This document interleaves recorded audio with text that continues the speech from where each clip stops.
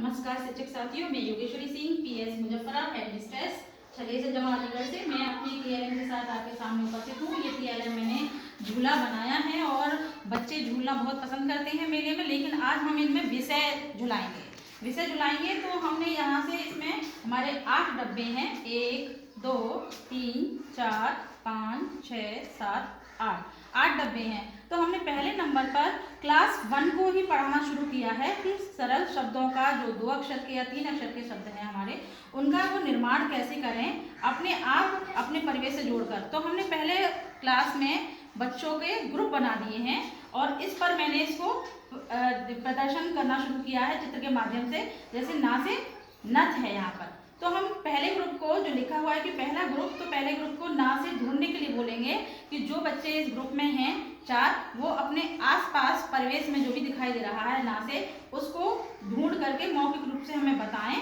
तो वो बच्चे तैयार रहेंगे। और दूसरा जो ग्रुप है उसको भी तैयारी के लिए बोल दिया है, वो दूसरा ग्रुप तैयार रहेगा। था से थन, ये हमने इसमें लिखा हुआ है और दिख भी रहा है चित्र के माध्यम से। और ऐसे ही वो भी बच्चे था से ढूंढेंगे आसपास जो इनके दिखाई दे रहा है, या सोचेंगे कि हमारे था से क्या और होता है।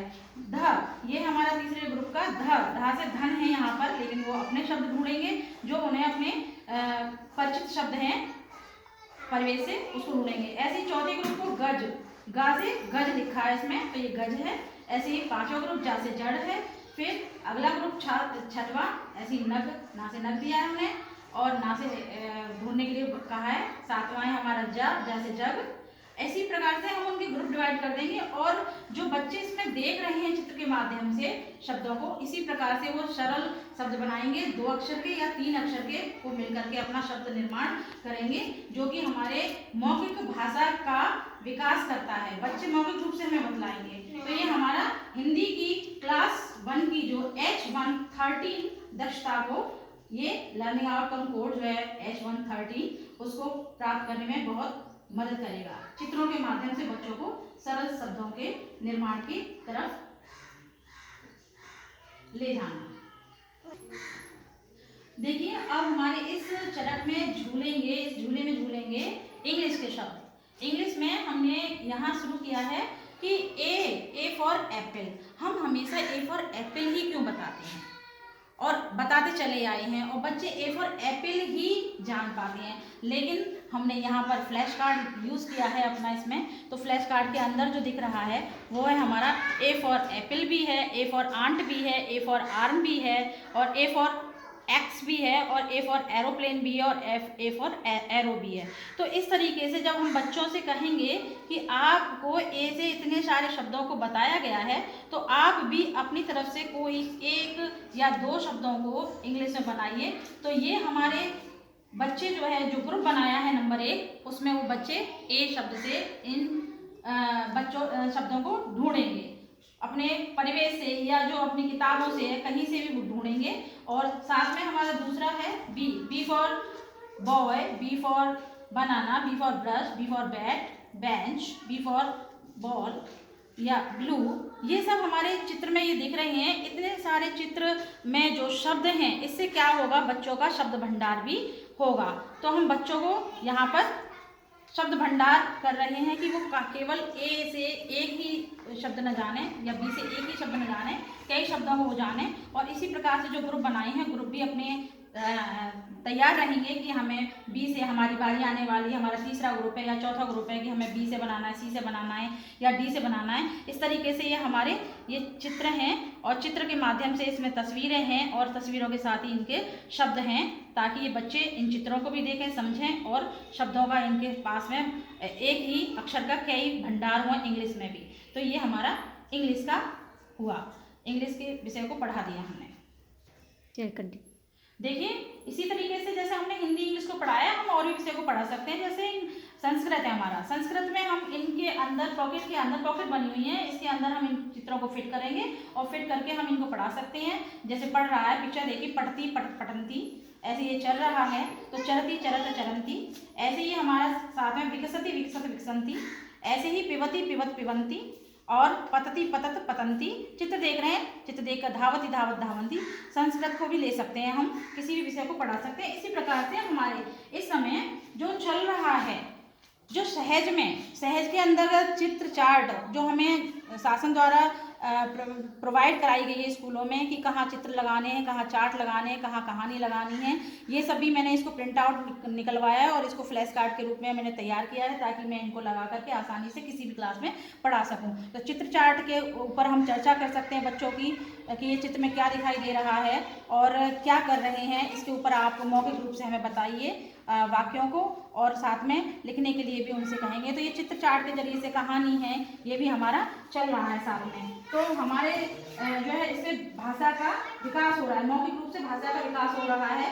और हमें अगर गणित की कोई भी चीज़ पढ़ानी है तो गणित में हमने ये लिया है इस समय आधारशिला संदर्शिका के अंतर्गत जो आया है हमारा कि संख्या पूर्व अवधारणा, हल्का भारी, ऊंचा नीचा, पास दूर, ये जितनी भी हमारी अवधारणाएं हैं, ऊपर नीचे, आगे पीछे, लंबा छोटा, आगे पीछे, ये सब हमारे अंदर बाहर, ये सब हमारी संख्या पूर्व अवधारणाएं, जिसके कारण कि बच्चा अलग अलग इनको वर्गीकृत करके तैयार कर सकता है जो हमारी गणित की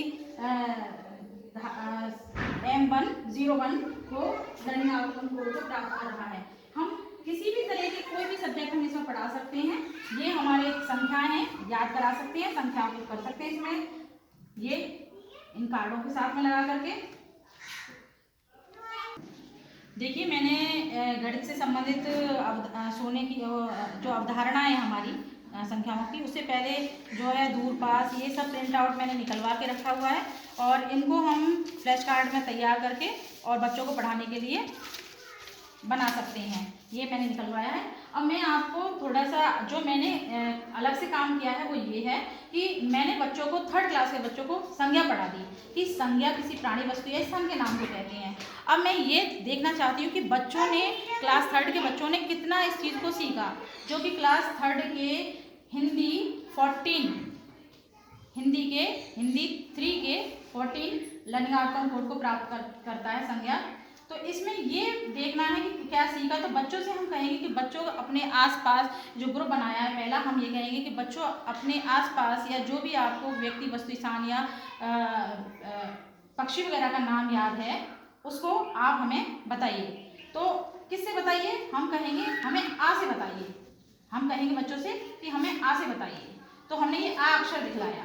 अब बच्चे सोचेंगे, चिंतन करेंगे और सोच करके वो उसको हम कहेंगे कि मौखिक रूप से बताने के साथ में आपको लिखना भी है, तो वो लिखेंगे भी इसमें। तो लिखने के लिए हमने कहा कि बताइए, जब वो बता पाते हैं तो ठीक है, अगर नहीं बताते हैं तो हम उन्हें बताइए कि आ से हमारा जो व्यक्ति है वो आ से अटल बिहारी वाजपेयी, और आ से हमारा अदरक है, और आ से हमारा ताजमहल जो है आगरा का, आ से आगरा, और आ से एक अबाबिल पक्षी होता है। ये हम उनको ये गुण विकसित करेंगे उसमें कि वो आ से ही कई सारी चीज़ों को ढूंढे। और साथ में मैंने इसी तरीके से ला अक्षर को लिया है, ये ला से ढूंढने के लिए कहा दूसरे ग्रुप से, वो ला से ढूंढेंगे। ला से जब ढूंढेंगे तो उन्हें जितना बता पाते ठीक है, उसके बाद हम अपना ला से पर्सनालिटी, ये फेमस पर्सनालिटी लाल बहादुर शास्त्री, ला से लट्टू है, ला से लॉकविन एक पक्षी होता है, और ला से लाल किला। इस तरीके से हम उन्हें बताएंगे हर अक्षर को दिखा करके।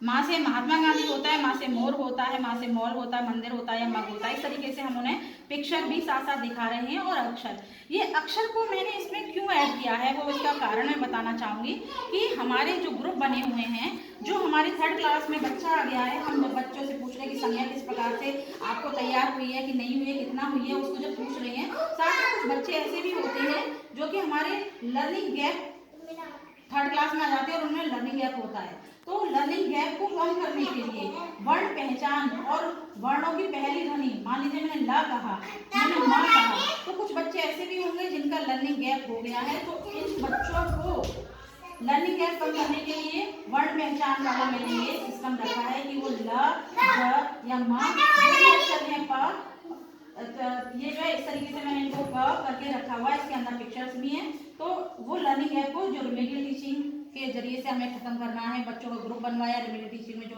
18 टेक्निक दी गई है हमारी 18 तकनीकी, उसमें ग्रुप बनाया है और उसमें तस्वीर यही कराई है कि आप मौखिक रूप से बताइए और साथ में उसको लिखिए। तो इसमें मौखिक अभिव्यक्ति भी हो रही है और लेखन शक्ति का भी विकास हो रहा है। ये मौखिक अभिव्यक्ति और जो है लेखन कौशल दोनों ही इसमें चल रही हैं। तो ये मैंने इसको तैयार किया है क्लास 3rd के लिए। और इसके साथ ही मैं आपको बताना चाहूँगी कि इस केस जो बनाया है हमने वो खाली हमारा एक ही विषय नहीं पढ़ा रहा है। इसकी खास बातें हैं कि ये कई विषयों को पढ़ा रहा है और कई विषय हम इसे सिखा सकते हैं और कई क्लासों के लिए हम इसमें सिखाने का के लिए उपयोगी रहेगा। कोई क्लास सब्जेक्ट विशेष के लिए या किसी भी क्लास के लिए नहीं है। किसी भी कंसेप्ट को क्लियर करना है तो हम इसमें लगा सकते हैं।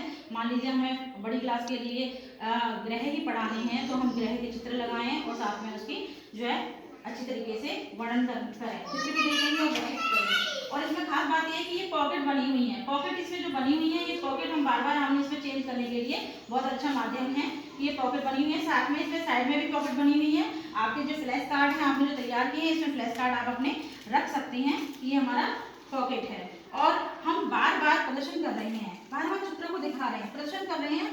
तो हम प्रदर्शन विधि का जो प्रयोग कर रहे हैं इसमें बच्चे अवलोकन करते हैं। बच्चे अवलोकित कर कर जो है अपनी सहभागिता भी इसमें नजर आ रही है बार बार, क्योंकि ग्रुप बनाए जा रहे हैं। उन्हें बार बार सहभागिता के लिए अवसर प्रदान कराए जा रहे हैं, चिंतन करने के लिए, कल्पना शक्ति को विकसित करने के लिए, साथ ही सृजन शक्ति को विकसित करने के लिए हम बच्चों को बार बार अवसर उपलब्ध करा रहे हैं। और बच्चों को जब हम कोई चीज़ को ज्ञात करा देते हैं कि इससे ये होता है, तो उसको जब ढूंढने के लिए बोलते हैं कि अब आप ये ढूंढिए, तो उससे वो ज्ञात से अज्ञात की तरफ भी बढ़ रहा है। तो हमारा कुल मिलाकर ये जो है मल्टीपर्पज ये TLM है। और मैं उम्मीद करती हूँ कि आप सभी के लिए ये TLM बहुत पसंद आया होगा। धन्यवाद।